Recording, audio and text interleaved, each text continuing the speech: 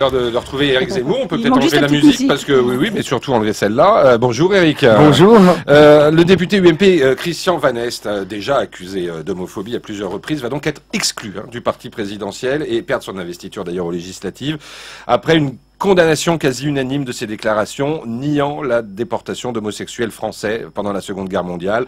Le bureau politique de l'UMP à l'unanimité a condamné ces propos qualifiés d'inacceptables, profondément choquants et intolérables. Et puis Nicolas Sarkozy a réagi également hier soir lors de son intervention.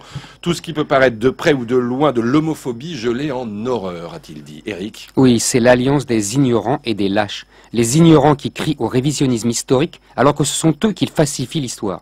Des lâches qui crient avec les loups de peur d'être accusés d'homophobie.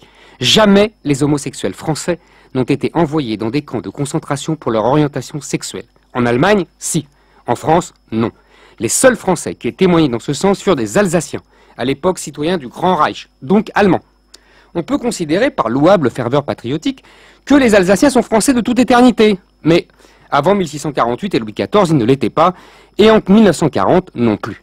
Serge Klarsfeld, qui a consacré sa vie à l'étude des camps de concentration, confirme les propos de Van Est sans l'ombre d'une hésitation. Il y eut sûrement des homosexuels dans les camps, mais parce qu'ils étaient résistants, communistes, gaullistes, juifs ou tziganes.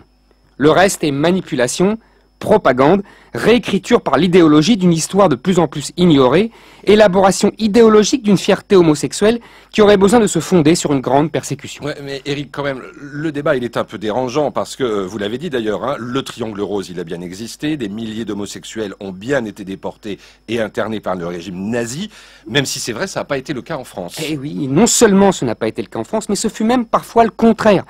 À Vichy, le discours officiel était moralisateur, hostile à la licence sexuelle et à l'homosexualité, mais la réalité était tout autre. Comme l'a montré Patrick Buisson dans son livre sur l'histoire de l'érotisme sous l'occupation, la vie sexuelle était alors très débridée. Jean-Paul Sartre dira plus tard « On n'a jamais été aussi libre que sous l'occupation ». La soldatesque allemande avait fait de Paris son repos préféré du guerrier, pour les femmes comme pour les hommes. Ceux-ci avaient leur lieu de rendez-vous, comme le Select à Montparnasse. Dans les hautes sphères du pouvoir, les homosexuels n'étaient nullement ostracisés. Le ministre de l'Éducation nationale de Pétain, Abel Bonnard, était surnommé Gestapette. Au sein des intellectuels et des artistes, les homosexuels n'étaient pas les derniers à être fascinés par l'image de statue grecque que donnait la propagande nazie des soldats allemands. Rappeler ces faits ne participe d'aucune haine des homosexuels, mais simplement de la réalité historique qui est plus complexe que l'imagerie de la propagande. On se souvient du film sublime de Visconti, Les Damnés, qui montre les SA, premier soutien paramilitaire d'Hitler dans sa conquête du pouvoir, se faire massacrer par les SS au terme d'une nuit d'orgie homosexuelle, la fameuse nuit des longs couteaux.